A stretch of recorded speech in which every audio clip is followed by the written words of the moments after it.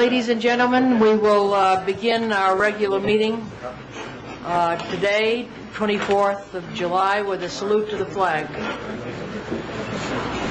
pledge allegiance to the flag of the United States of America and to the republic for which it stands, one nation, under God, indivisible, with liberty and justice for all.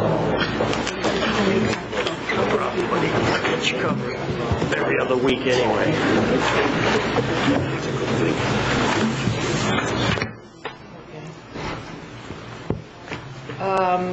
Would the town clerk please call the roll? Councilor Leonard. Present. Councilor Ruda. Present. Councilor Medeiros. Here. Councilor Durfee. Here. Councilor Carroll. Yep.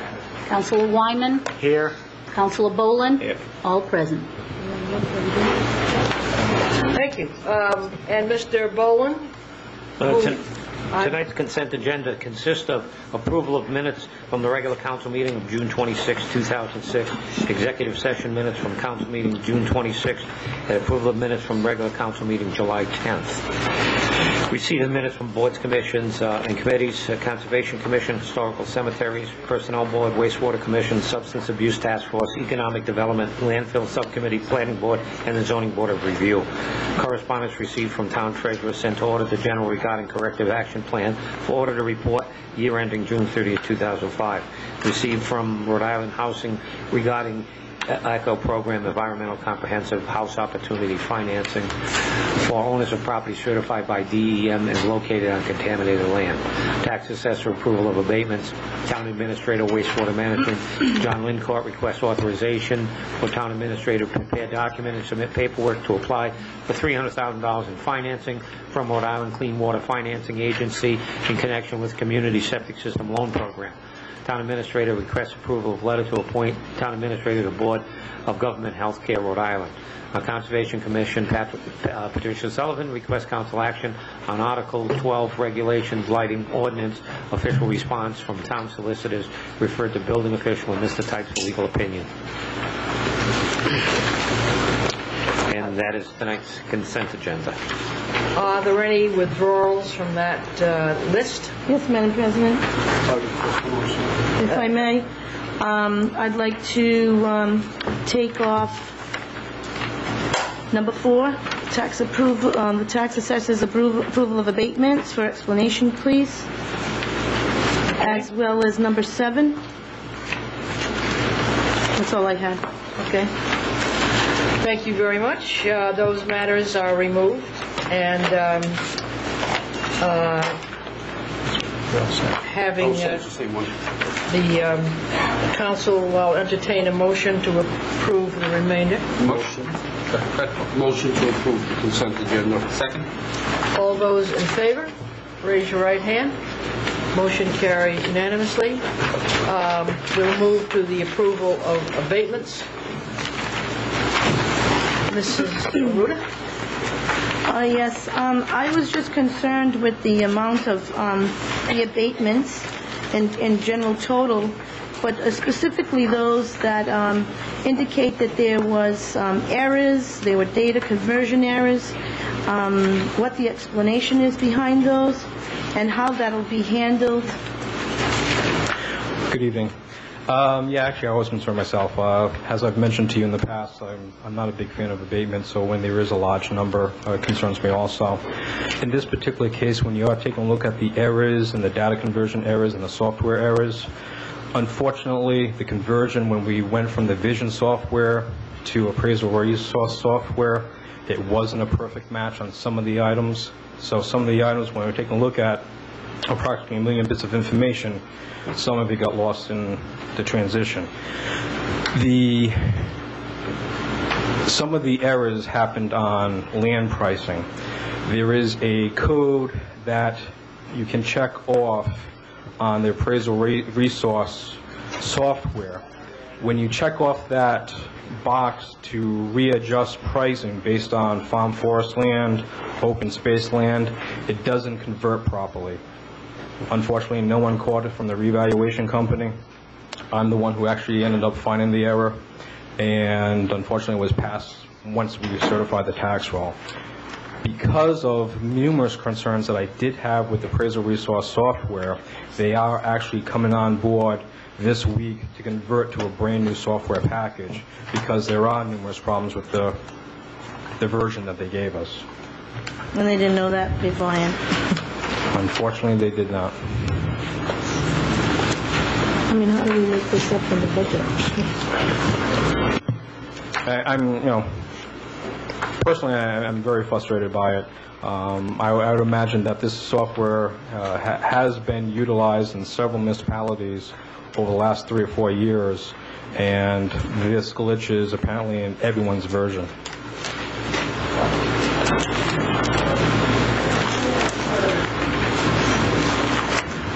Okay. Could I ask if the software company is going to reimburse us for these errors? We are having that conversation with them about giving us a credit for against next year's bill.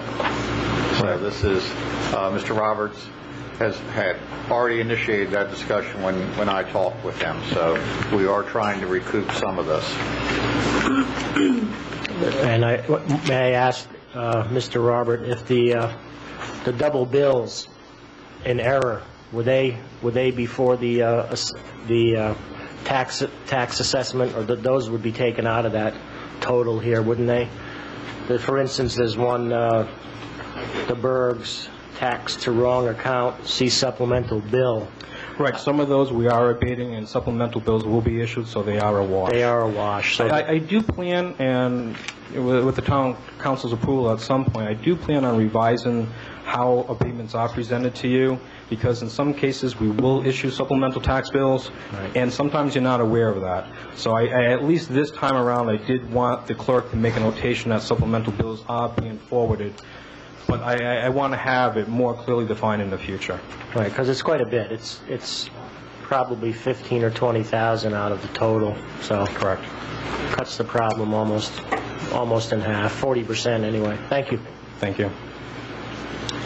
Okay, next item.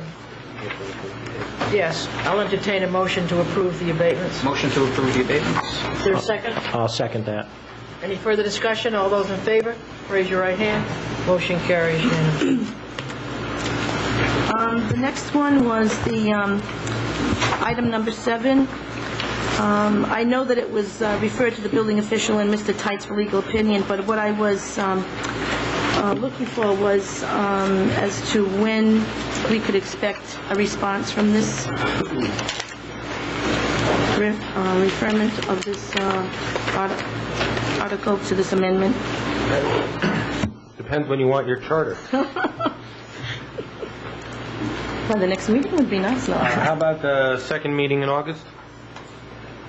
Sounds fair. Which is... Yeah, I think on the lighting issue, I mean, not the lighting, sign. the sign issue, that probably needs some immediate Well, I'd also like to talk to, building inspector. right, and Mr. Ruggiero and make sure we're all giving the same opinion. Fine.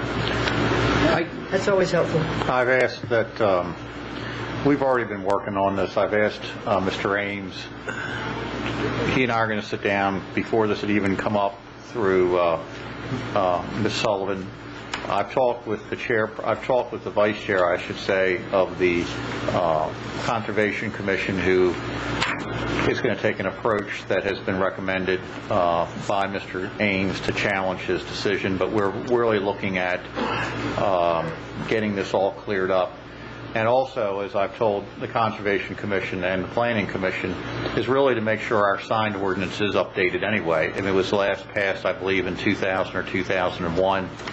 And with signage, it is an ongoing, a lot of technological changes, and you really need to keep up on it. And I know Mr. Ames has been gathering information, and to go talk with the Planning Commission first, which is where it should be discussed, where he's seeing it as code enforcement problems. So I've already asked him to do that also.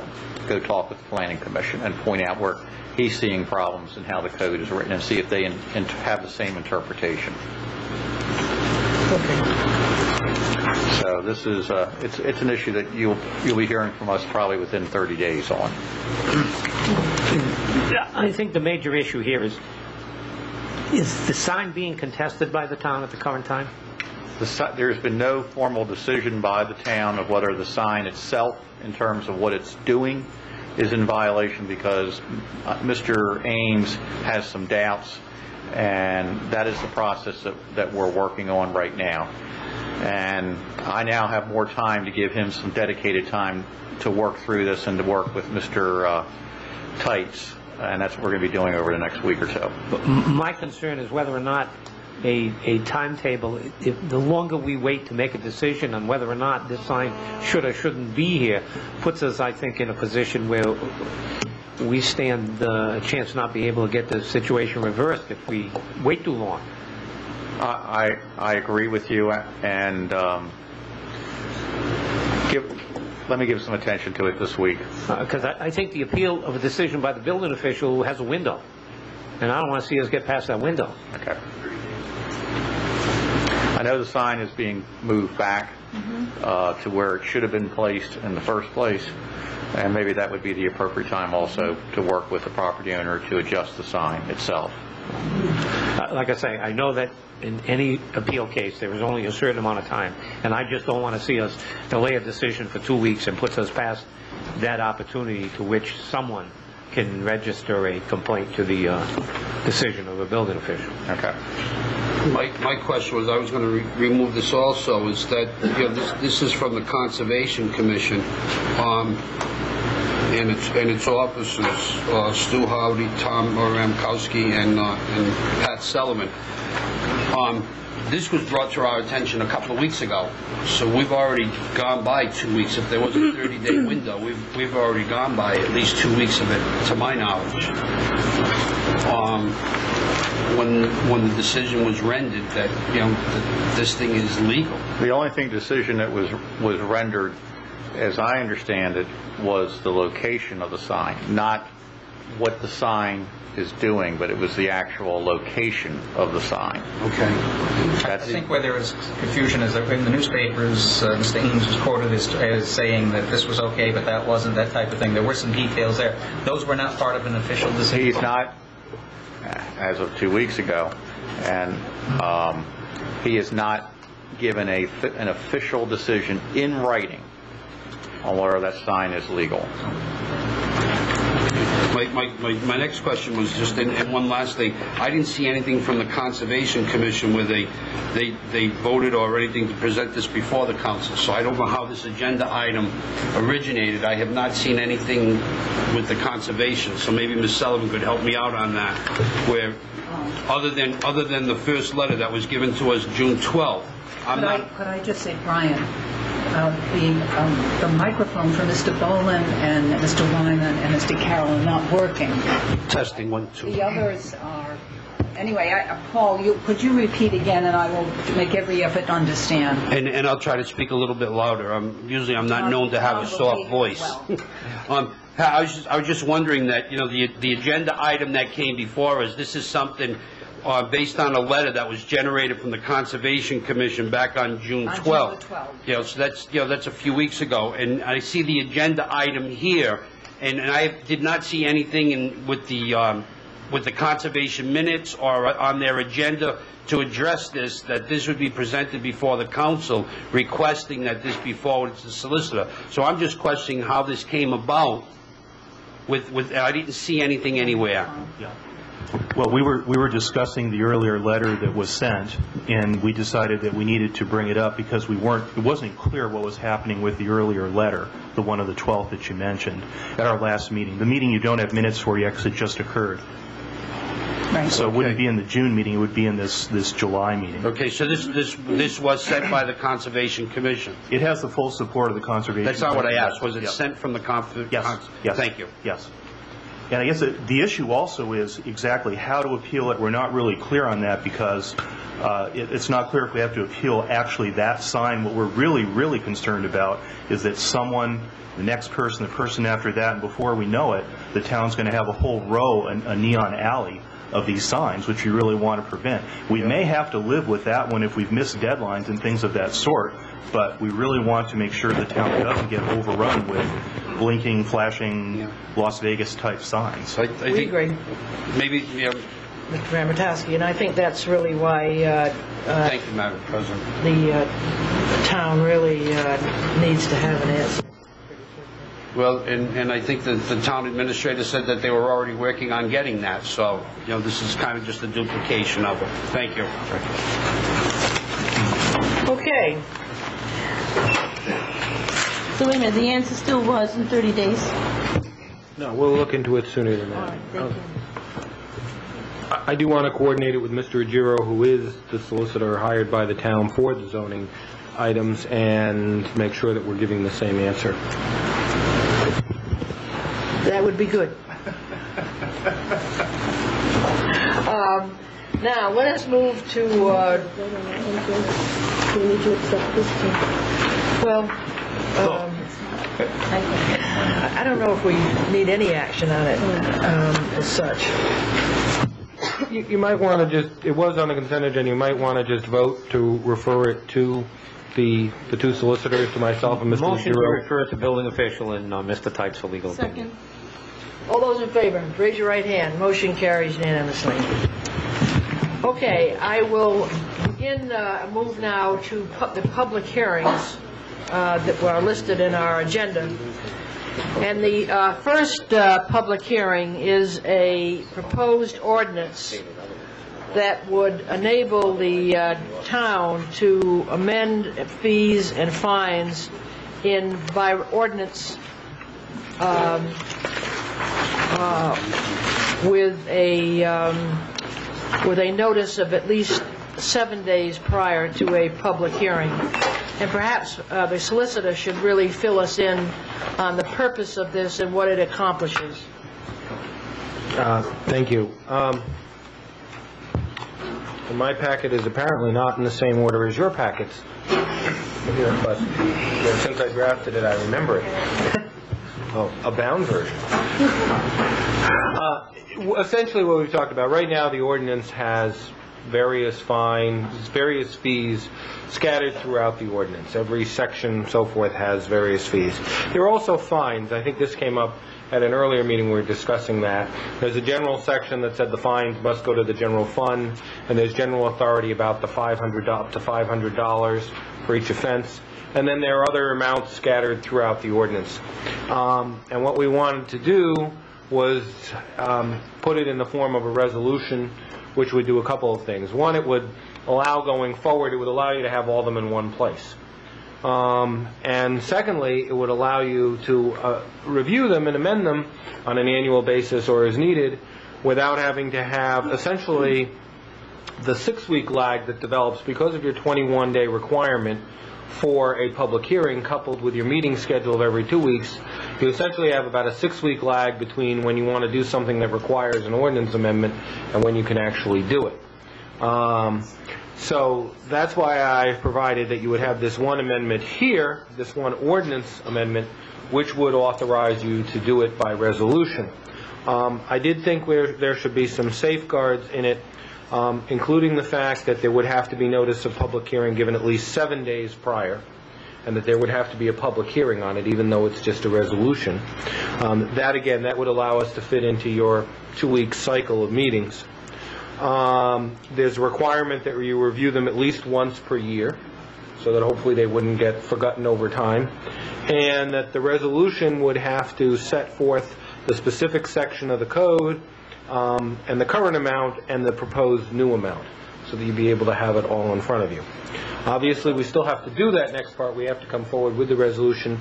That'll take a bit of time. I know Nancy has been looking at that. I've been looking at it. We've got to go through and pull all them out. But while we had advertising going through for ordinances, we wanted to at least get the ordinance through now so that we can get the resolution to you a little bit later this year. Madam President, may I also add, every time right now you amend a number of your ordinances in terms of fees, it also incurs additional costs in terms of updating all the zoning books, all the money that involves general publishers. We're paying them that.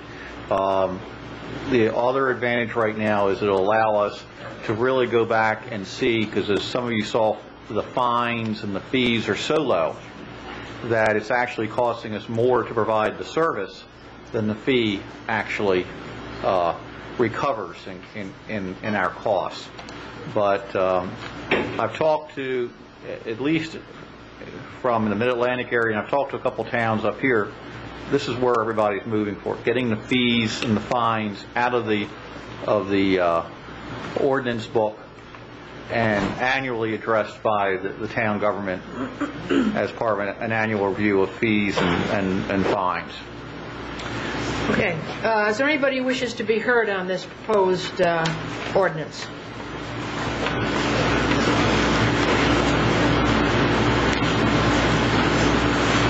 Okay. Is the council ready for a motion? A motion to adopt the ordinance. Second. Any further discussion? All those in favor, raise your right hand. Okay.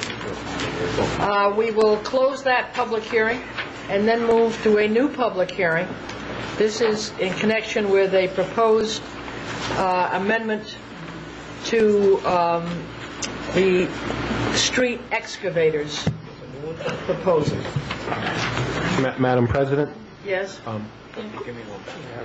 First off, the clerk is passing out a revised version of this. Take one and pass it down. Thank you. Take one and pass it down. And this incorporates changes after further review with the Director of the Department of Public Works. And he has indicated to me in an email that he's okay with this version. I think we have some extra there, stars, if anybody in the public would like it. But I can explain, why don't I start with the beginning and explain how this came about and then explain what we're looking at with the new one. Fine. We currently have language in our ordinance that talks about drain layers. And it talks about drain layers working in our streets. And it has been applied to everybody, whether it's been Joe Smith, a plumber, who is hooking up a particular drain from a house to a sewer line, to the various water districts and fire districts and gas companies and anybody who's working there, which isn't actually correct. They're not drain layers. The drain layer is something specific, someone dealing with the sewer line, a connection to a house. So what we've tried to do is straighten it out and use the term street excavators to deal with anybody who's working in the public streets. And then, because we've also had some questions about, we had a separate drain layers license, and the water district said, well, we shouldn't have to get the drain layers license, and they're correct on that. So what we've tried to do is have street excavators as anybody who's working in the public street, and then those, there's a license required for them in general as well as a permit. And if you look at the current, the version that you've just been handed, what we've done, first of all, as I said, is define there. The first part is the permits. This is what you need to work in the street.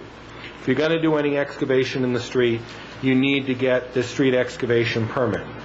You need a plan filed with the Department of Public Works. That's not new. The applicant is going to pay the Director of the Public Works, instead of the town clerk, a fee of $50. It's still going to come to the general fund of the town. It's just, if they're putting the plan to the Public Works and they're getting the permit from Public Works, they should also pay the check there and not have to come down to Town Hall and pay a separate check for the excavation permit. And they have to file, though, with the town clerk previously, a bond satisfactory for the work. And we've changed this a little bit. It did say anyone who was doing 5 permits in the calendar year could use the drain layers bond. We've, again, taken out the drain layers. We put the amount of that bond, which is $10,000, and at the request of the Director of Public Works, we've reduced that to 4 permits. So if someone's just doing this occasionally, they only need a small bond of that $10,000.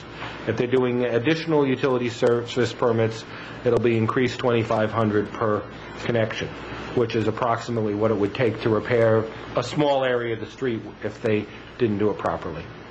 For the bigger projects, and I'm now on 3B here, utility main replacements, extensions, or large project, there's going to be a bond equal to the estimated cost as determined by the Director of Public Works, but not less than $10,000. And that's a change from what I had put in something that was talking about giving a one-stop bond in the amount of $200,000, but it was pointed out to me by the director that really wasn't there wasn't really a rational basis for it. $200,000 may be too small for several big street jobs, and may be too big for one moderate-sized job. So this way, it would be looked at in each case by the director based on the plans that are required to put in with him.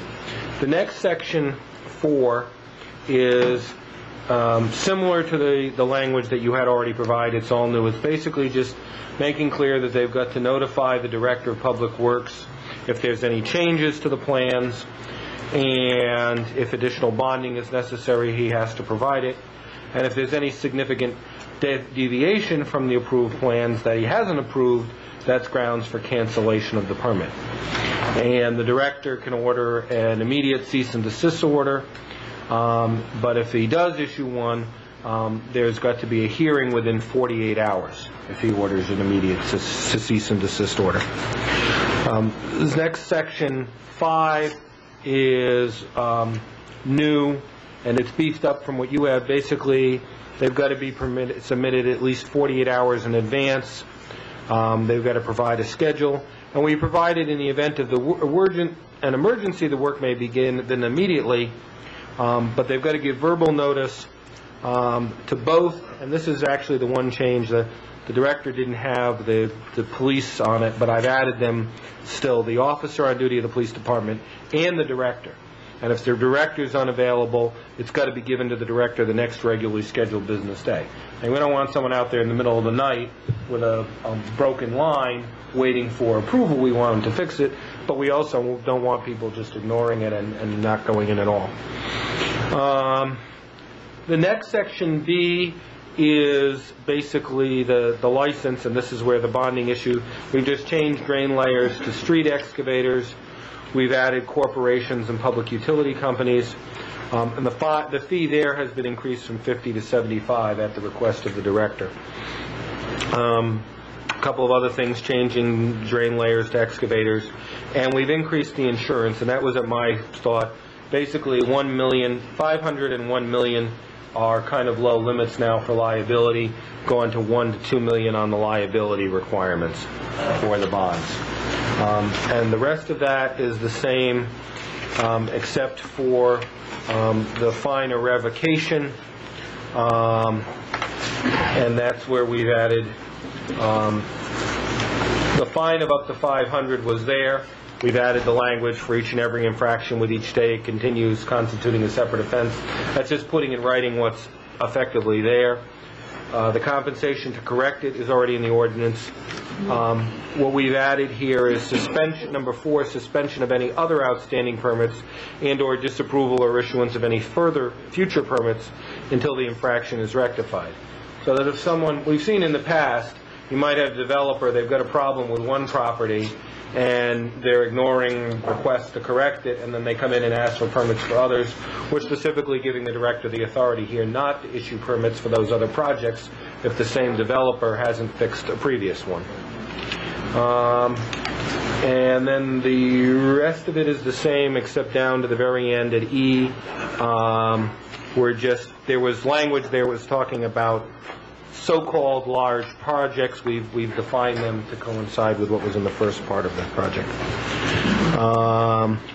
And I know we're talking about fines and fees, and the question is, should we put them in this ordinance? Until we actually get around to doing that resolution with all the fines and the fees, I thought we'd just keep them in here, so that because otherwise there'd be nothing at all if we took them out. We will cross-reference them as part of the overall fee resolution which you just adopted. So. Thank you for your summary of that. I have only one question. We raised the fee in applying for a street excavator's permit from 50 to 75, but we left the renewal at 50. Left the, I'm sorry, the renewal? Under 3, yeah, which is renewal. The renewal fee is 50. Was that intended to be that way, or should that have been increased to 75? No, that was something we missed. I think it should be the same. I think you should leave them both at 50 or make them both 75. That's why I'm asking the question. Thank you for catching that. I think they should both be 75.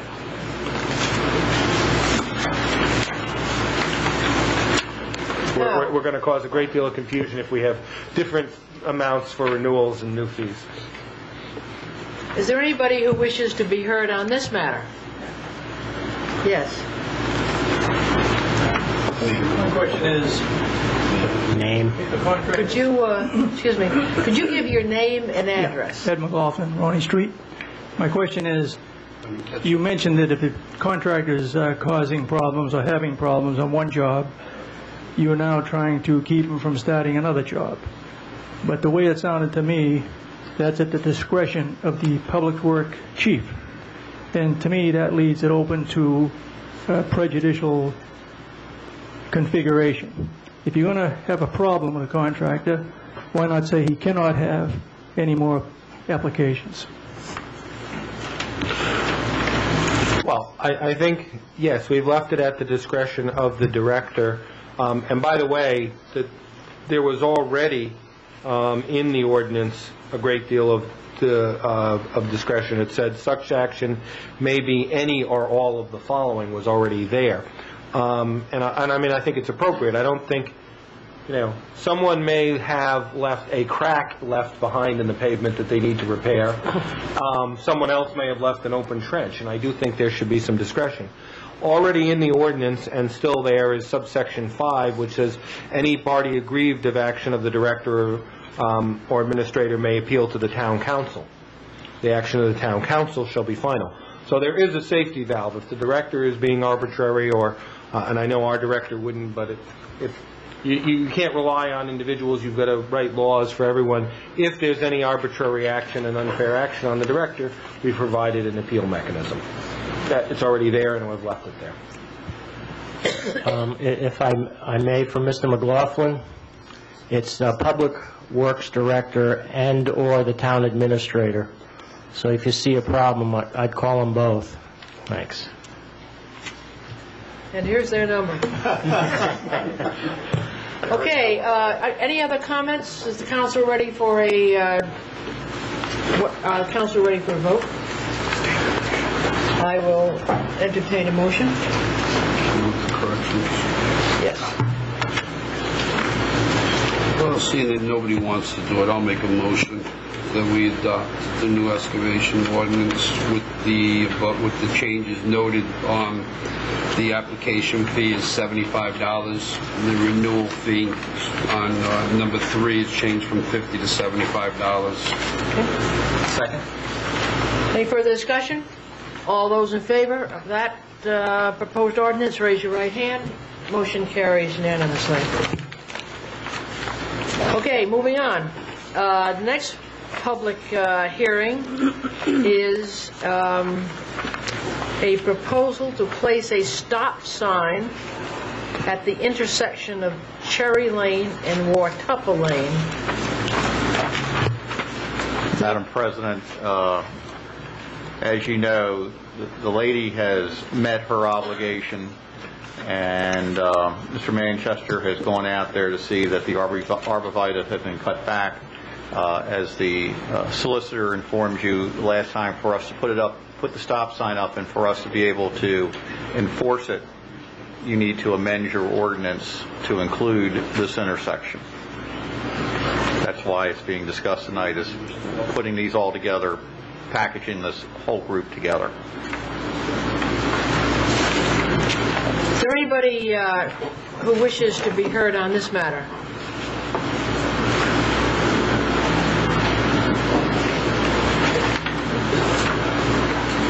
Hearing nobody, is the council ready for a motion to add to the ordinance stop sign at Cherry and Wartuppa Avenue as previously discussed by the council? Second.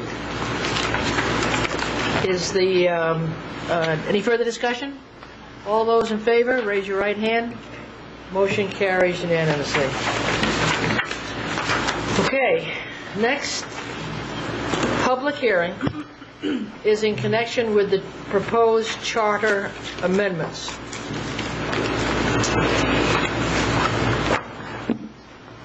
Mr. Solicitor.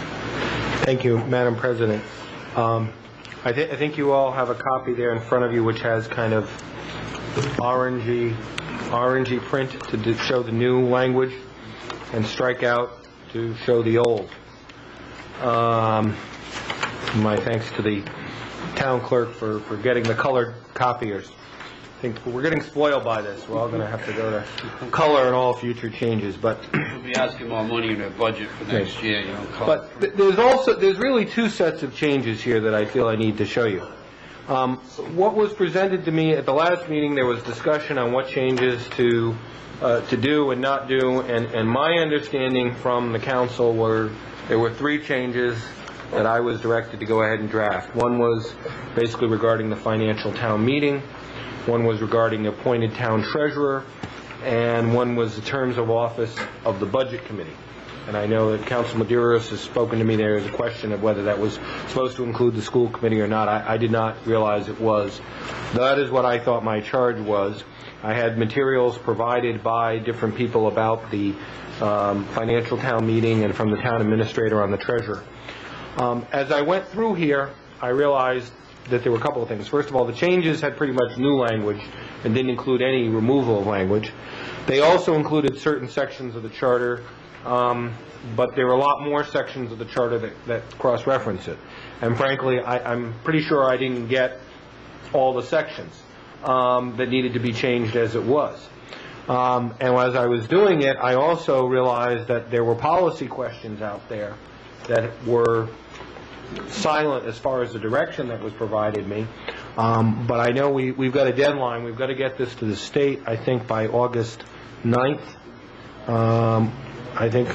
And so what I went ahead and did was my best guess, or well, my best professional estimate of what you were trying to achieve. So what you've got here is, you've got a couple of things. You've got strikeout, which is the old language in the charter where it's been removed, and you've got this orange language for the new stuff. But you also have italics.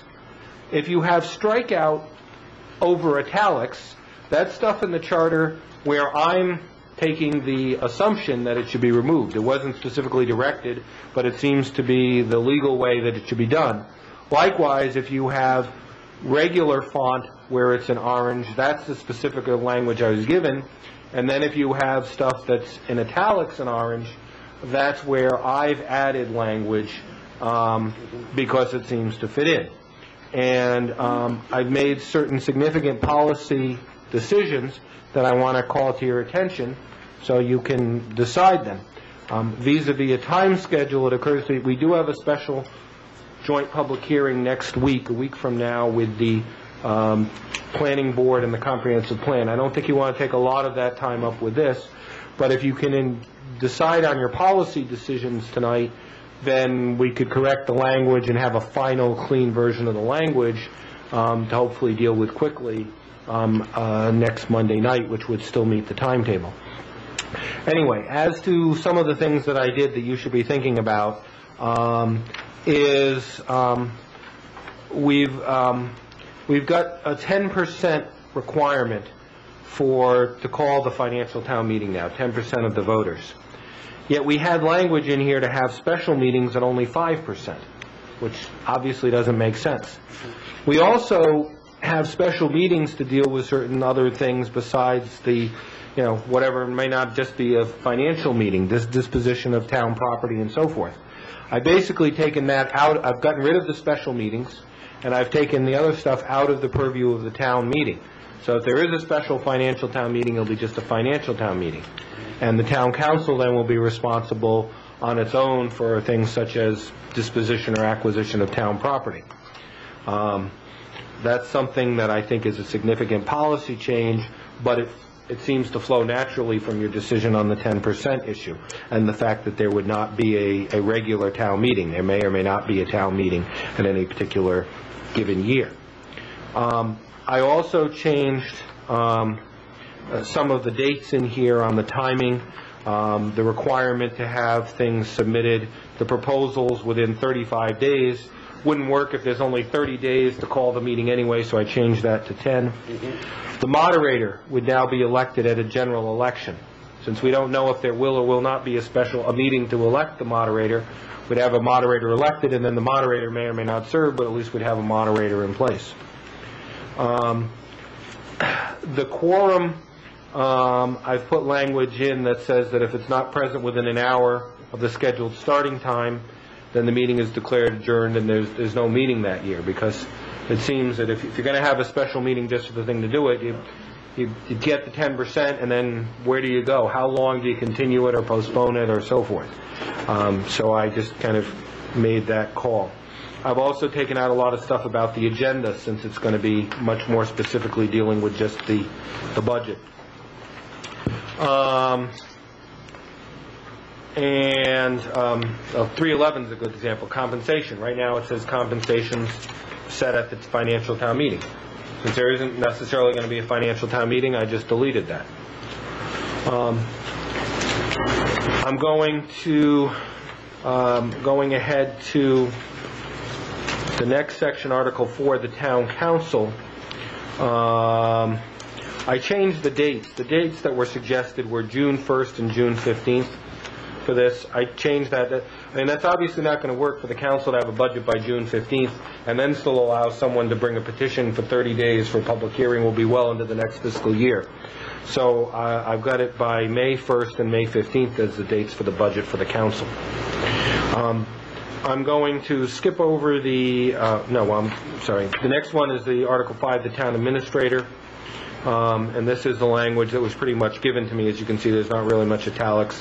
Basically having the Town Administrator do it.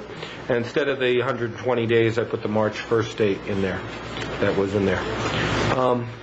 I'm going to skip over Financial Services for the moment, because that's the Treasurer. I want to just go to deal with all the issues for the financial town meeting. If you go to Article 7, towards the end, the Budget Committee, and go to the last page, Section 703. And they changed the duties and responsibilities of the Budget Committee, since, again, to correspond with the financial town meeting. As you can see, I took out 3, 4, and 5 there in the italics, because it doesn't seem to fit in if we're not going to have a financial town meeting. So those are the key policy changes on the financial town meeting. The next one is the Treasurer, starting back on page 6 of 9, Financial Services. The term was Finance Director / Town Treasurer, and I was trying to simplify it by just making it Town Treasurer. I missed Finance Director in some places, and maybe you want to keep the dual title. Anyway, I made a big change here. I've got it. It was written that the Town Treasurer was going to be appointed by the Council and reporting to the Town Administrator. And that didn't seem to make sense, so I've changed it to appointed by the Town Administrator with the approval of the Town Council and report to the Town Administrator. Because it didn't seem... It's also, one of the reasons I left out Finance Director is because we're not changing the other things. We're not changing Tax Collector and Tax Assessor and so forth to be under the Finance Director, so it's really not a Finance Director. It's a Town Treasurer, but all of them are independently reporting to the Town Administrator. And there's nothing wrong with it. It's a small office. You don't necessarily want to have too many layers, or maybe you do. But based on the information I had, those were the choices that I made. You can decide what you want to do it, but I've set it up that way.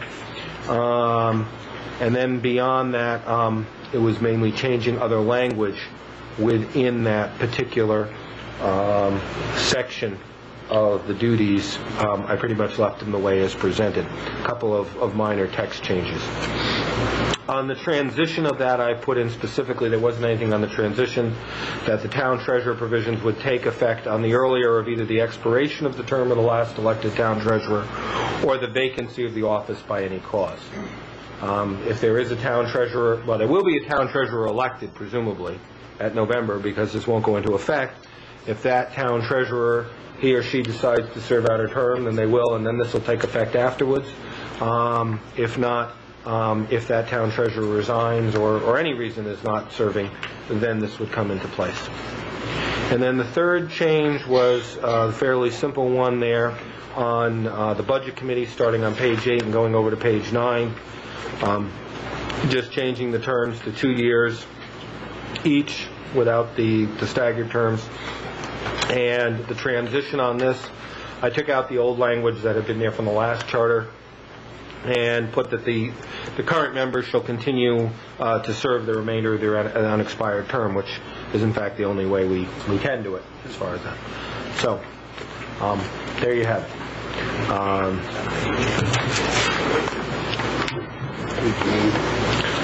Okay.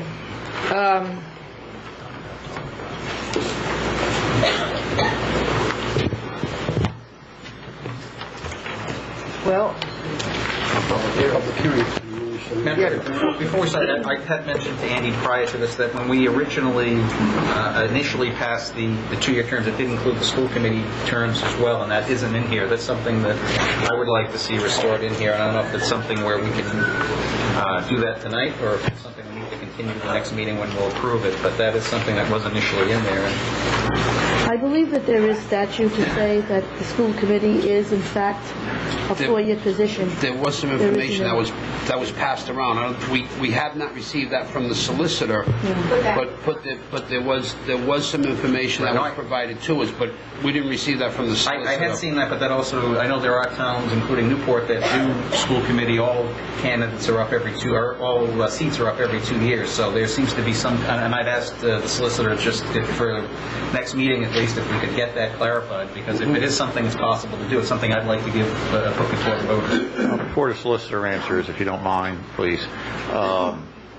That information was given to me at a school board meeting, which is how it got in your mailboxes. I forwarded it to you for your attention.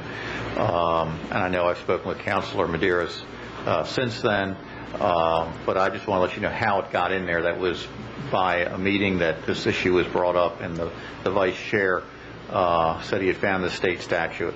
I made sure that you all had copies, and I mentioned it, I know, to Mr. Tite somewhere in our conversation. So he may have thought that's how it got out of there, but I'm wondering if I may have had some undue influence at that, not realizing it. So, but that's where that information came from. That's before, go ahead. That's one thing that that I had suggested, and I went along with that, and I would still like to see that if at all possible. I think it's very difficult. We're doing it with the budget committee. I think it's very difficult for people in this day and age to make a 4-year commitment to serve on various boards and committees, and by all means, I think it would stimulate more interest in individuals to run for elected positions.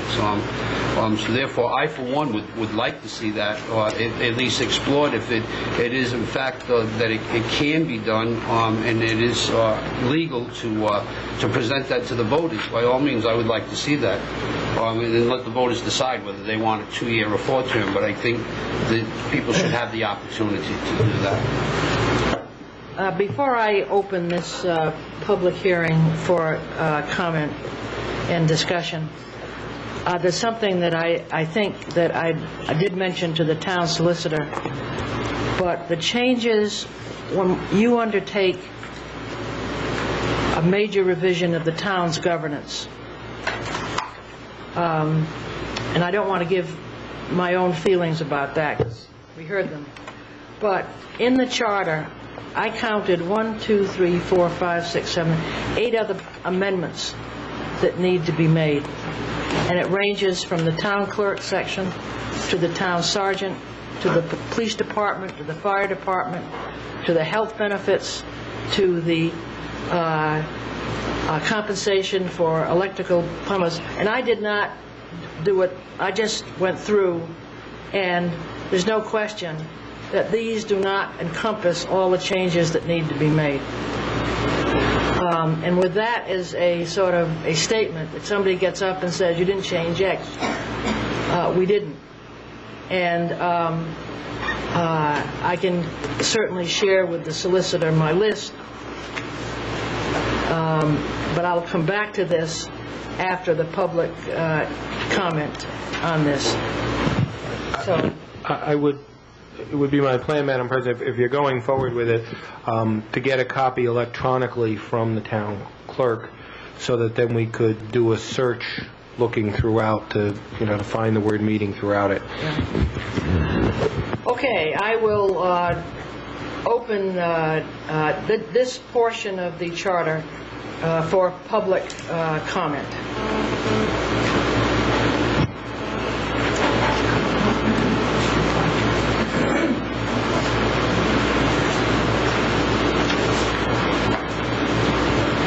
Excuse me, I want to confirm also, you've got in your packet the actual questions? Yes, Okay. Because that would be what would be on the ballot. I And understand. I just want to make sure that the audience realizes that as well. There are three very simple questions that would be on the ballot for people, and then this would be the implementation of it. All of these details with the colored writing and stuff would not be on the ballot. They would be provided separately. They'd have to be made available. They'd have to be made available to all voters, yes. Laura Epke, Neck Road.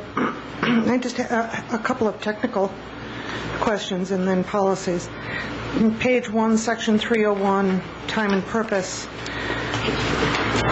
second to last sentence, when it talks about certifying the votes, certifying the 10% of the electors who want to call a financial town meeting, upon certification of the required number of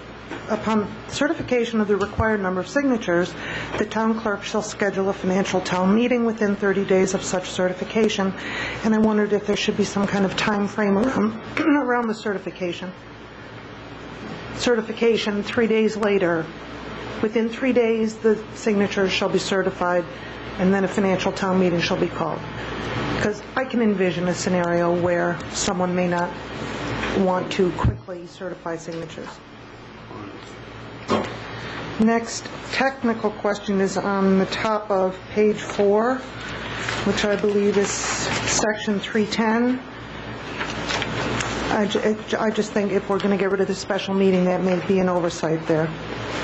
The sentence talking about keeping 3% of the current operating budget at a special meeting should be stricken also.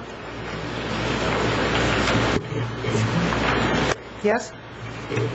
Where are you, Laura? Could you repeat that, Laura? On the top of page 4, where it's talking about section 310, the unreserved general fund, no money shall be taken, withdrawn, obligated, blah, blah, blah, fall 3% of the current operating budget at a special meeting, or 3% of the proposed operating budget at a financial town meeting. If you're getting rid of special meeting, that 3% at a special meeting needs to come out too. So is your point that there be none? Correct. That should be stricken. If the intent is to get rid of special meeting and strike all the special meeting... I understand, but no strict requirement on the council that 3%, you're saying remove it entirely? For the special meeting. For a special meeting. Okay. I mean, if we're getting into... Well, or the I'm just financial- looking at type things. I'm not getting into how I really feel. Oh, no, I'm just trying to understand the comment. We should get our feelings out before we do typos, because one of my feelings is we shouldn't get rid of the special meeting section. Well, all I'm suggesting is But that... I don't have a chance to speak If this goes forward, Yep. and the way it's been done, if you're going to be consistent about getting rid of special meeting, then that mention of a requirement of a special meeting should be removed as well. Okay. On page 5, where the dates that Mr. Tights mentioned, May 1st through May 15th. First of all, I think that's early, but I can see the point that if you're going to give people time to call for a financial town meeting, then it has to be done by May 15th. But the time between May 1st and May 15th doesn't really allow sufficient time, I think, to debate on the budget. If there's a budget review hearing on May 1st and there are any kind of questions that need follow-up or a continuation of the public hearing, I would like a month between the public hearing and it. I think it's just on the safe side. Okay. I think that's it for the technical. The other bigger issue I had was one that Mr. View raised about town property. Because the line in the charter that refers, that I could find, that refers to the disposition of town property has been struck, which is a policy question. And the other question that I have is all the resolves that we pass at the financial town meeting, how would they be worked into the picture? Where, for example, we give the town treasurer the ability to borrow $500,000, that we restrict the non-restricted accounts to be used for their own, for what they were stated to be used for. I'm not going to go through them all, but you get the general idea. Madam President, could I ask the solicitor his opinion on that question? What's your opinion on that question? Why don't we, just in case... No, well, No, let's... you're pointing at me? Yes, I was asking deferring you to to ask the president. I try to defer to the president as I did. Oh. Madam President, Whether I may I respond ask to the the question solicitor or- his opinion on that question? Well, for heaven's sake, absolutely. Testing. Respond. All right. Sorry we caught you off guard there. Thank you. My assumption and my opinion would be that if you were eliminating the financial town meeting, those resolves, for the most part, are limitations on the authority of the council. So if the council is going to be the one then, in fact, developing the budget and so forth, the reason for those resolves disappear. And in fact, if there are, changes and transfers through the year, the council would have the authority to do it. Even if you passed the resolves yourself as further resolutions when you adopted the budget, you would always have the authority to amend them at a later point in time. So essentially, they would go by the wayside. Thanks.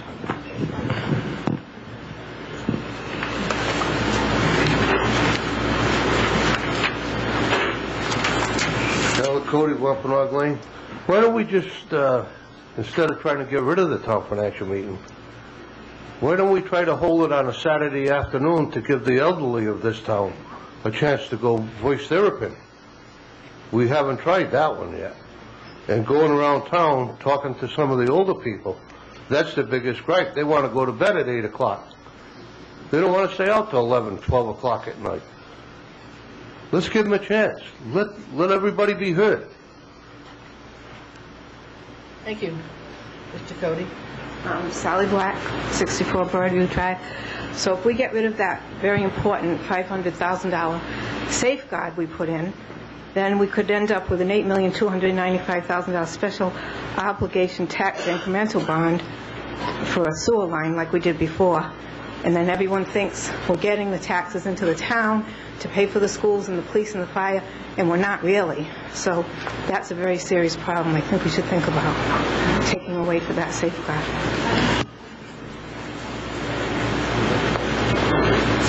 Tom Ramatowski, 17 Baldwin Road. I don't support the first issue here, which is getting rid of the town financial meeting. I actually personally like it. I think it's part of the New England tradition that the people have a chance to give a final yay or nay on the budget.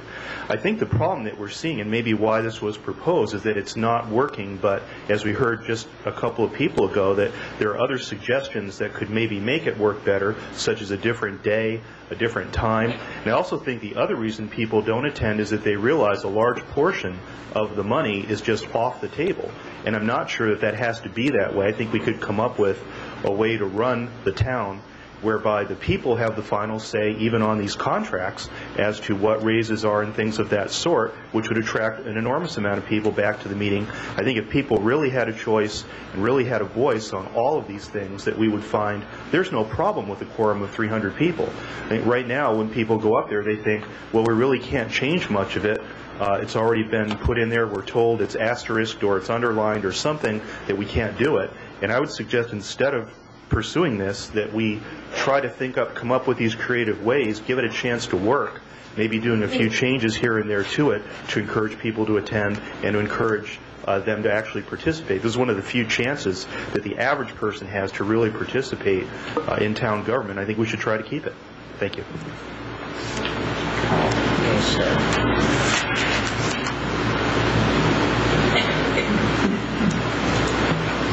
Jim Rigo, Paul James Drive, Board of Canvassers. I think what we need to do here first with regard to the town treasurer is to get the General Assembly to take care of this matter. Because unless that's done, our hands are tied. And personally, I cannot certify this onto the ballot. We have two laws, 45-4-1 and 45-4-9, that have very strong language in it, that tie our hands. You'll have to get the General Assembly to change those laws. These are elected positions. The law specifically states that the electors shall elect. And 40-9 specifically states that the town council cannot elect a town clerk or a town treasurer or itself. So there's a dilemma here.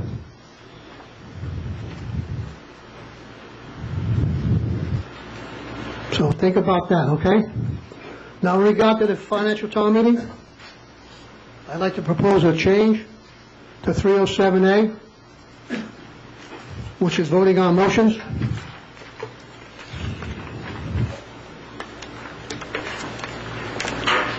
This was recommended to us by the town solicitor this past Wednesday. Does anyone need a copy? I have 8 copies of it.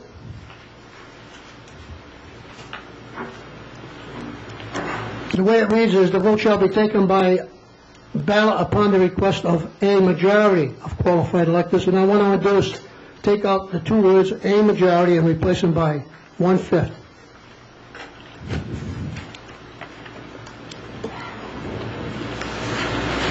That would be in keeping with 45-3-20 state law.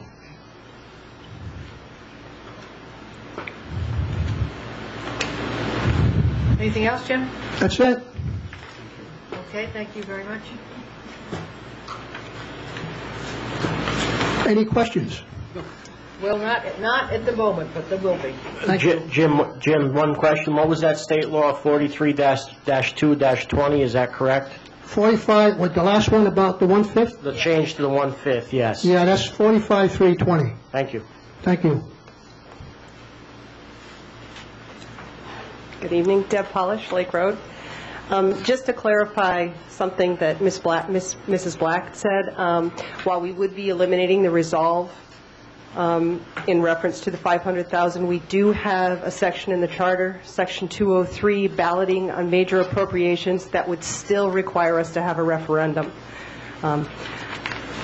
The item that I believe Ms. Epke was speaking to, which I would just like to reiterate that I'm a little concerned about, is striking where it says, no vote shall be taken in a financial town meeting to levy a tax or dispose of real property.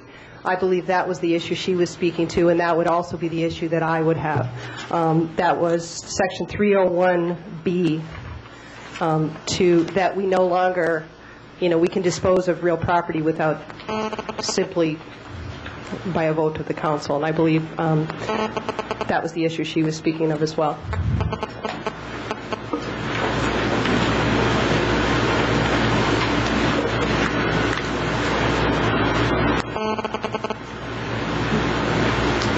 Is there anybody else who wishes to be heard on this?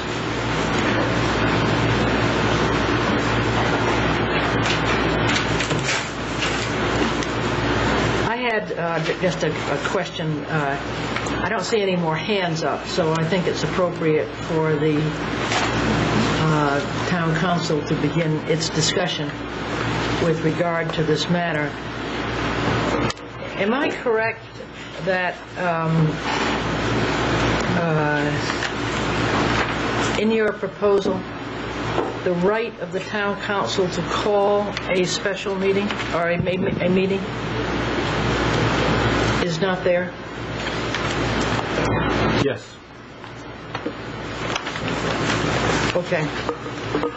Okay, folks. The council should now discuss this as to how to proceed with regard to these proposals before us.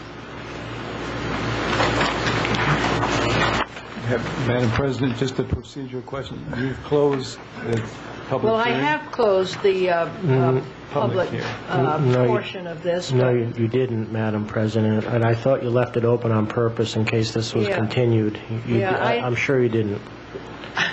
Thank you for helping me out. I probably should not, because I think as the discussion unfolds, there may be some more questions. So I think that we close the public hearing and we get ourselves, or at least I got myself into trouble. So I thank the good counselor All to right. my left or right. On the left. Well, it depends on your vantage point. So the public comment is still open, but I'm going to lead off. I think this is, in a couple of words, a colossal mistake, and to proceed not with the elimination of the financial town meeting, as I have said. There is a process when you undertake a major revamping of the town to go through a charter review commission, election, spending 6 months hearing comments the way we've heard comments tonight, the question of what happens to the resolves, what happens to the disposal of real property.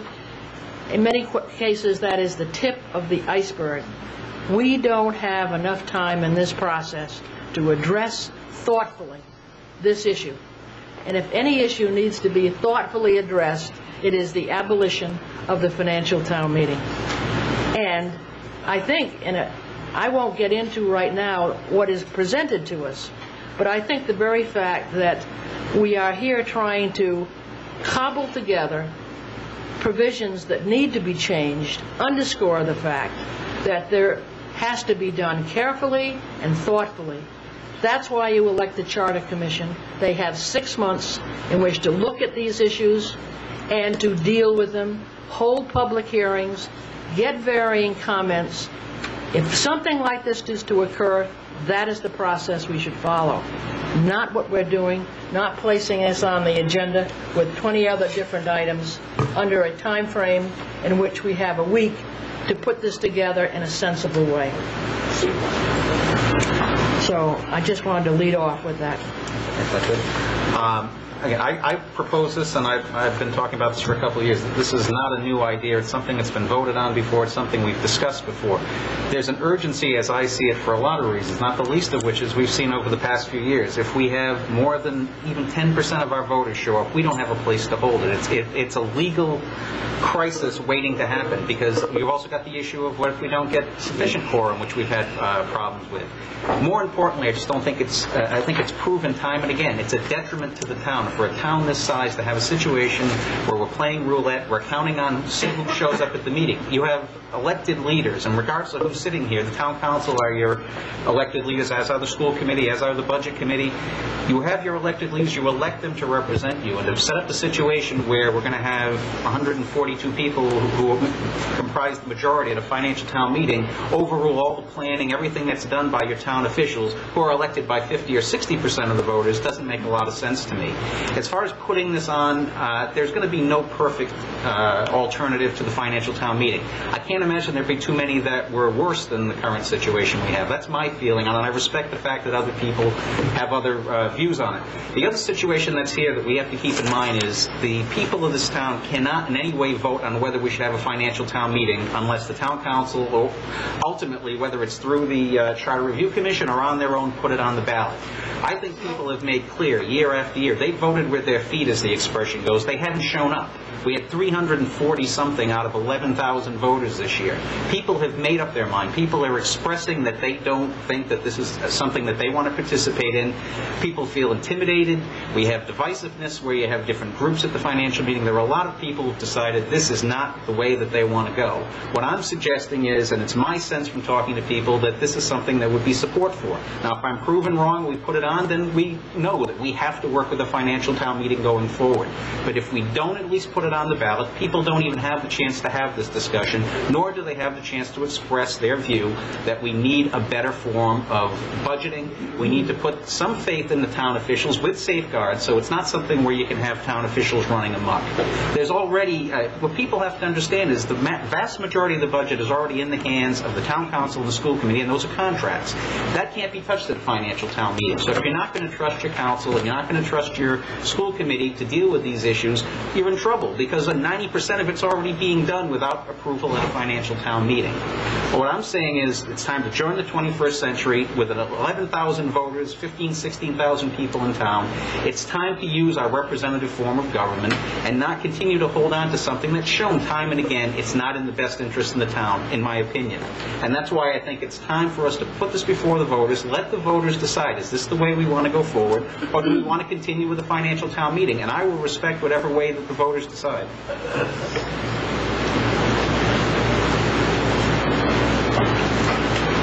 Madam President, when this first came before us a few months ago, and right now we're probably 5 months or 4 months away from an election, so this has already been out there. We've been tossing this around. Just to echo a little bit, Mr. Medeiros has been preaching this or crying this for 2 years now. You know, everybody knows it. Every year the numbers are dropping down. As soon as the council started to talk about doing something with this, a gentleman approached me at a school function, and the first thing he said was, "I'm not happy with you. You're taking my town financial meeting away." And, you know, I really started to think about that and said, am I taking the town financial meeting away, or am I giving the citizens of Tiverton the right to vote on whether they want to have one or not? I think if I take a position in saying that I'm afraid to bring this forward, then it's repetition, year after year after year. We've seen it. We've seen what's happened with the numbers have dwindled down. I honestly think this is the right time to bring it back before the citizens and ask them. I think there's significant information before us that I think people could make a conscientious decision on whether they want to have the town financial meeting or not. Like Mr. Medeiros, I could live with it either way. I don't think that's an issue right now, but I think the issue is giving the citizens the opportunity to vote on whether they want to eliminate it or not. Let them decide in the ballot box. You know, why should people be intimidated to vote at a town financial meeting? They look around. We see it. You don't have to sit up on the stage to see if someone's afraid to vote for a particular item or a particular budget or a line item. You see it. You see it in the face of the citizens there, especially the elderly, afraid to vote on something. But they know that they wanted to be there to at least try to be heard. I think they should have the opportunity, like everyone else, to get it in a ballot box come November and decide whether they feel it's time that the town council, working together with the school committee and the budget committee, trying to put in the town administrator to try to put something decent together. I think that by not doing anything, we are doing a disservice to the citizens, and I think that's what we need to do. Madam Chair? Yes. I must say I have to share your sentiments in the fact that I don't think any one of us here would intend to not give anyone or prohibit anyone's chance to vote on a ballot issue. But in fact that there's a time and a place in which this process happens, and it happens throughout the Charter Review Commission. There is an able body comprised of mostly attorneys on that Charter Review Commission, and they sit here for 6 months. I've witnessed it every week, every month for 6 months. And that process is an arduous task for all of those people concerned. The fact that we would try to push this through at this time, I believe, is a colossal mistake as well. It certainly can go before the voters, but it should go through the process as the process stands now. That process works. Thank you. Madam President, I'm hearing the same argument that we had a while ago, and the vote was decided 4-3 to go ahead with it. So I haven't changed my mind. I think we should put it out for vote. Mr. Medeiros has it. Mr. Carroll hasn't. I don't know about Mr. Boland. You changed your mind. So we're committed by 4 to 3 to go ahead. So I would respectfully submit that we start looking at some of the problems. For example, I think we do need to keep the special meeting to sell real estate. And I think real estate is special because it lasts forever. And I look back at some of the things that almost happened by the sale of town property that was prevented from happening by the financial town meeting, and I think that would meet the criteria of asking people whether town property should be sold is a substantive issue that they could have an impact on. So I would want to keep that provision in there, that we not just grant the council singly the ability to sell real estate. And probably if I say that, I need to say the inverse, that we need some sort of an approval process to purchase, although that gets to be pretty unworkable. So I just throw that out. I guess I would be a little unlogical and say let's control the sale and not necessarily the purchase, because if it's a purchase, that means we bring it in and then we can always deal with it later. But once you sell it, then it's gone. So I would want the safeguards more on the sale than on the acquisition. Somebody made a comment about the whether we would be able to prevent a future TIF bond, the Mount Hope Bay sewer line. I would defer to the town solicitor, but I believe the state law that sets forth the formulation and format for tax incremental funding would trump any provision we would have in the charter. Although since the General Assembly approves the charter, that may not be true. I don't know. That's a technical issue. I think the answer to that is that the last charter revision made certain that there had to be a referendum on a TIF bond. Well, that's what they intended. I've heard contra views from other attorneys that is not true. So it's pretty darn specific with a reference to the title. I know what it says, but I also know what I've heard from other attorneys, competent ones. So I don't know. Well, if you're saying that by a 4 to 3 vote, you've decided, I'm always hopeful that somebody will change their mind. And including you, Mr. Leonard, I'm always, because I don't think your arguments to abolish it hold up. And I will tell you why I think that. You keep saying, Brian, that there's no place to hold a meeting. That's true at the State House. It's true at Congress. When Congress holds a public hearing, they do not have a place where all the people in the United States can gather to vote. It's the people who go to a financial town meeting are often representative of their neighbors, etc., just as people who go to the State House in a very small hearing room are representative of interests that wish to be heard on something. And the argument that people are intimidated at a financial town meeting, and the way to deal with that is to take away their vote altogether by abolishing it, doesn't make a heck of a lot of sense to me. So if I keep at this, I'm always hopeful that I will change some people's minds. If I could just quickly respond to those two things. As far as other meetings, whether it's at Congress or wherever else, there is no legal requirement that everyone who's going to vote on that particular issue be in that room. Whereas with our financial town meeting, that is the case. Everyone has to be in that room. So that argument does hold. If they wish. No, but everyone who chooses to show up, you can't say, well, put some people here and some people here. Whereas for a public hearing, you can have people come in at different times. So that's a slightly different situation. The other thing is, again, we are not taking... First of all, putting this out, if the voters were to decide to approve this, it does not take their vote away. All it does is it allows them to have their elected officials take care of the representing them as they're supposed to. And if they don't like them, we have the option of recall if things get really out of hand. We also have an election every 2 years. There are enough oversights in place. And certainly, we all know when we do something, if people don't like it, we're going to get calls, we're going to get letters. People are going to have that ability. But to simply put it out to whoever, the majority who shows up on that night, to me, is just playing budget roulette, and it's not in the best interest of everyone in the town. That's my argument, and I understand you don't agree with it. But that's no, I don't think we, at some point we will deal with the issues before us. But I think if you look at a town like Portsmouth, They have abolished their financial town meeting. I can tell you that for the past 6 to 8 months, the town has been in an uproar. There's a tent meeting, there's this, there's that. So it's not a panacea to governance. And I think that all the arguments that you and I have put forward on both sides, and Aruda, but Paul throwing in his, those are the arguments that you really deal with in a charter commission. To say that we've been discussing this for 2 years is malarkey of the first order. This is the first time we have had in writing, something to review and look at. And now it is being rushed along in a week's time, which all of us knew at the beginning, it's too short a time. That's why you have a charter review. That's why you have a 6-month process. I just, as far as the charter review, I respect the fact we have a charter review commission, but we have them every 5 or 6 years.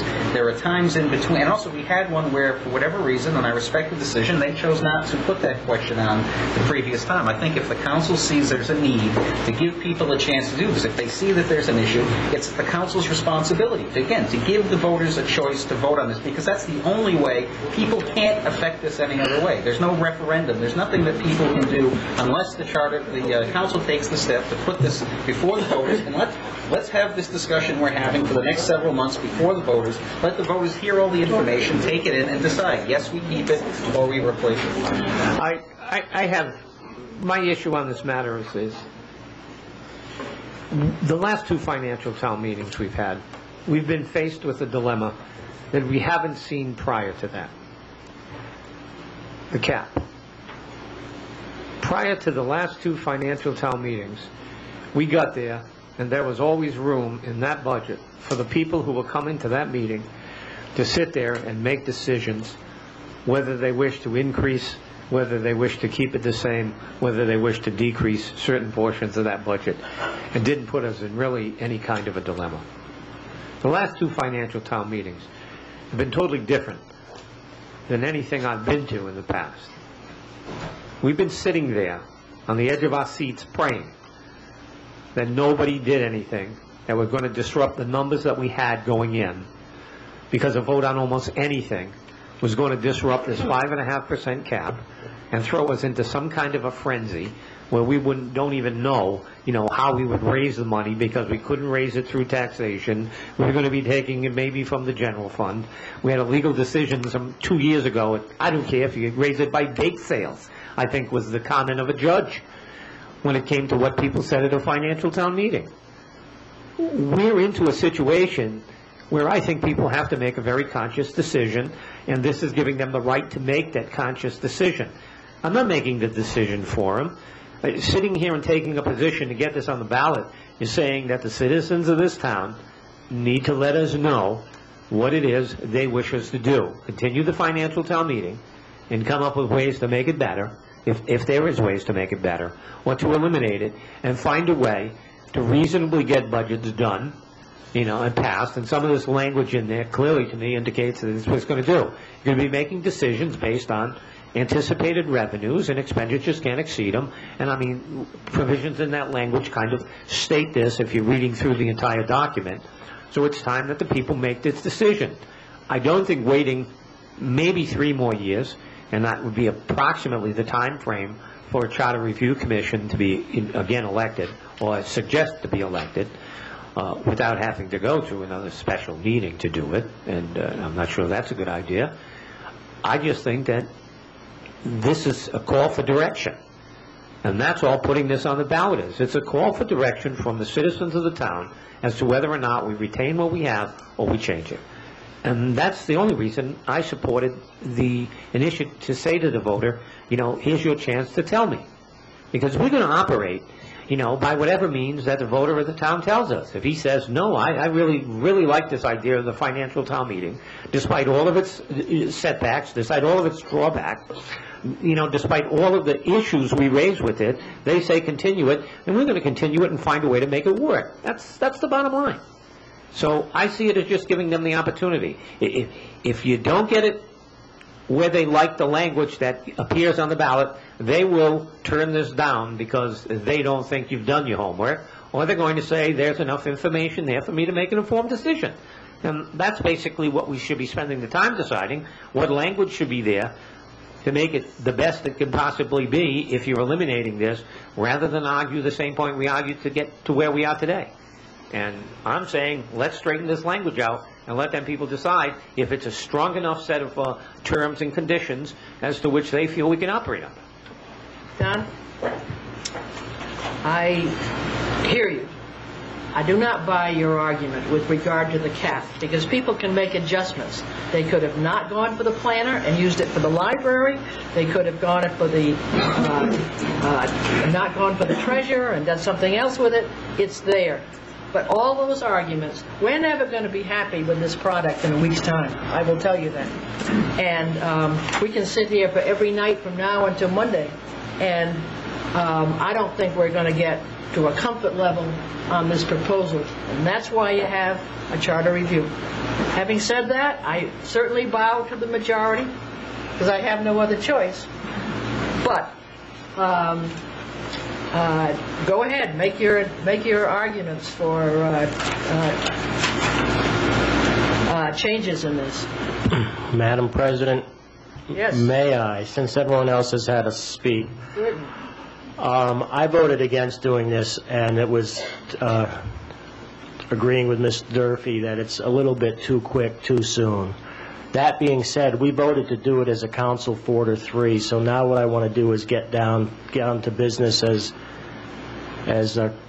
Don Boland said, and let's make the correction so we can present this as best we can. I think we have no choice. Am I correct? We're gonna present this one way or another. So the thing to do is buckle down and get the corrections done.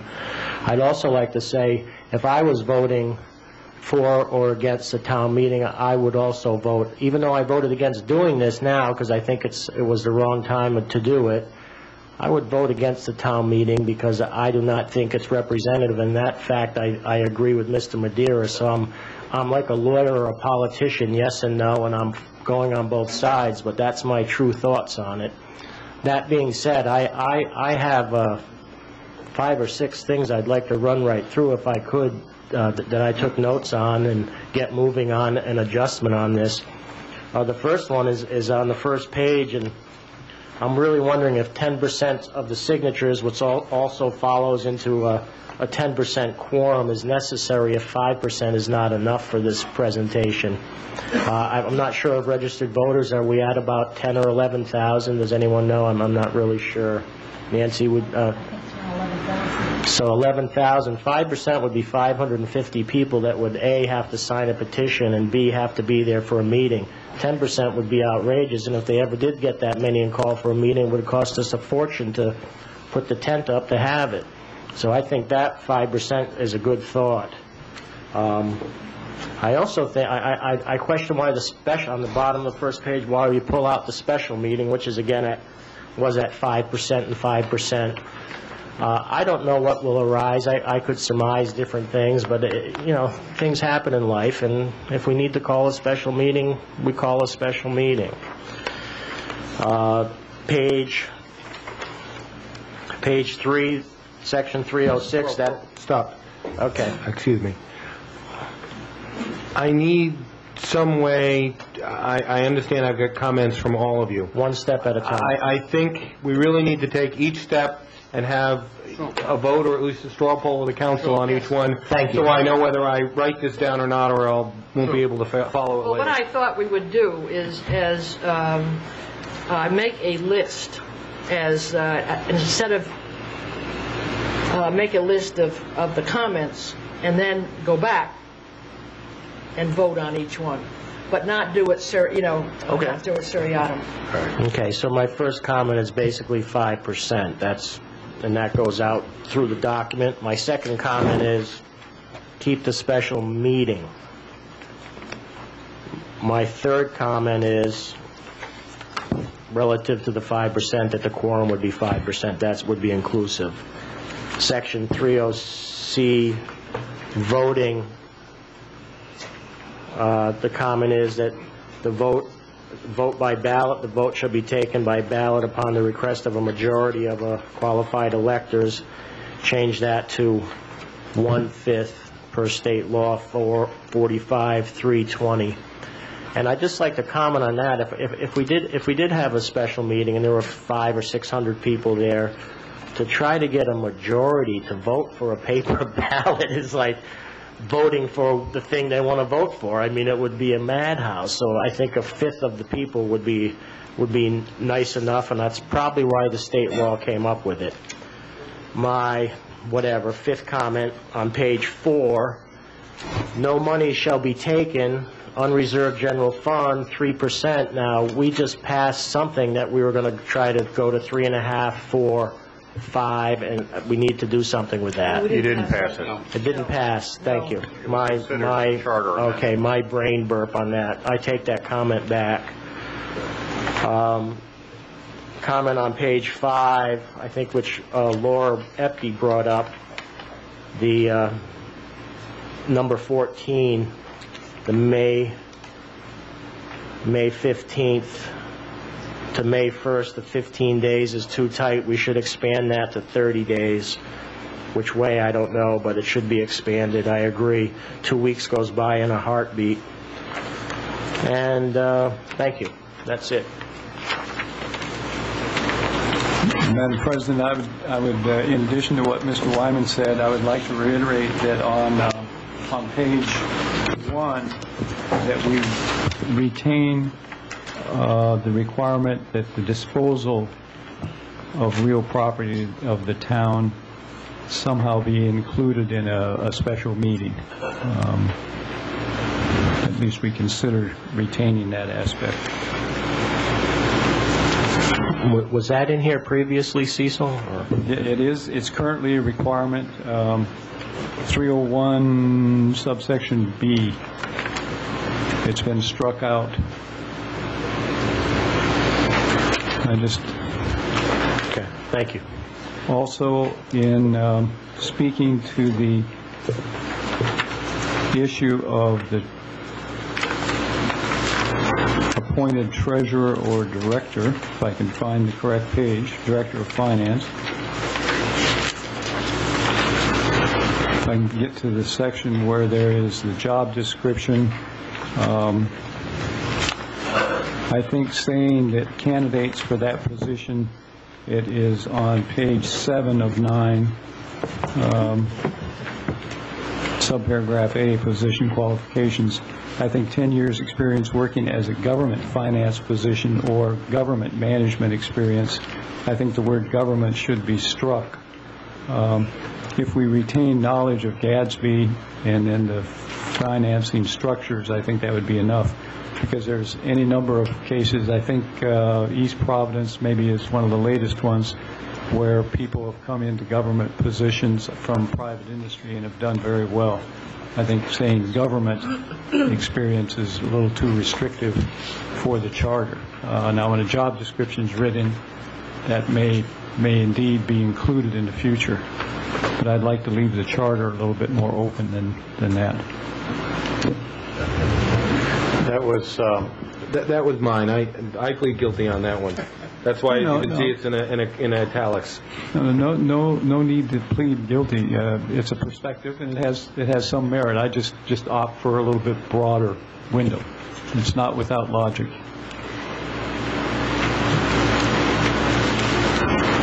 I would just have one comment on the qualifications of the town treasurer, that the credentials of the BA in business administration or accounting, I don't know, I just think that the BA should be in accounting or be a certified public accountant. And technically, it shouldn't be a BA because, to the best of my knowledge, almost no accredited institution gives a Bachelor of Arts in business. It's all Bachelor of Science. There may be one somewhere. There's 8,000 accredited universities. I won't claim knowledge at all, but predominant is a Bachelor of Science. I understand where Councilor Leonard, if you don't mind, is maybe to put a degree in business administration or accounting or similar field. Yeah. Would probably be the best language, because someone could be having gotten a liberal arts degree but be working on their master's in business administration, be very close to completing that. And they would have a BA in liberal arts, but 99% of the way. I think that's a very valid point. You know, No, yeah. this is finance. You know, I almost think that the qualifications should not be in the charter. I think that does narrow the field too much. That can be in the request for proposal, but I think to put it in the charter is a mistake. I think we have qualifications for most positions in the charter, whether it be the chiefs and so forth, and educational requirements and so forth are listed in the charter. So that's, yeah, town administrator, police chief, fire chief. So I think we do place these in the charter, and, you know, if we're going to take them out, then we're probably looking at doing some of the same things if we want to make them in the RFP rather than in the charter. You know, I don't think you want to do that for one position and have them for all the others. So this is I believe in your senior management positions, it needs to be very clear that there's going to be high level of expectations for the individuals that are sitting in these positions. And in fact, I know I've talked with some of you already. I believe that you need to go back and revisit the administrators and certainly make that tighten those levels of experience, increase it so that it brings a higher level of background to the position. And that's what I think we're trying to achieve here. Because right now, virtually anybody could be the town treasurer under your charter. It's an elected position. All right. So we're looking for a BA? That'd be, instead of saying a BS, just say A BS? business. So it'd be a BS in business administration? a degree. A degree. A advanced... A bachelor's degree. A bachelor's degree or higher in business administration or accounting. And